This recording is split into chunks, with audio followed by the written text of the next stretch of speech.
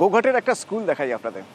এই স্কুলে স্কুল ছুট আটকানোর জন্য একটা নতুন ব্যবস্থা নেওয়া হয়েছে।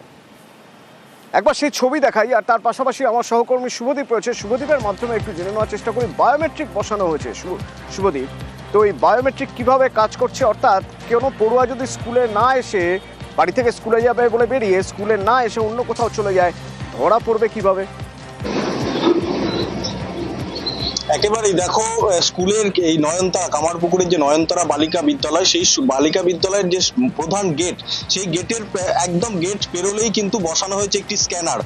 যে কোনো ছাত্রী স্কুলে ঢুকলেই কিন্তু সেই তার স্ক্যান হয়ে যাচ্ছে এবং সঙ্গে সঙ্গে সেই টাইম এবং ডেট অনুযায়ী মেসেজ চলে যাচ্ছে অভিভাবকের মোবাইলে।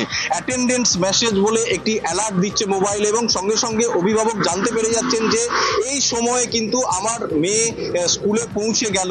এর ফলে যদি ছাত্রীরা বাড়ি থেকে বেরিয়ে অন্য কোথাও যায় স্কুলে না গিয়ে, তাহলে কিন্তু অভিভাবকরা জানতে পেরে যাবেন যে কেন এখনো স্কুলে পৌঁছানি, তখন তারা খোঁজ নিতে পারবেন। ঠিক একইভাবে স্কুল ছুটির অভিভাবকরা এখন কিছুটা হলেও নিশ্চিন্ত বোধ করছেন মনে হচ্ছে, কারণ অভিভাবকদের বক্তব্য থেকে সেরকমই ইঙ্গিত মিলছে।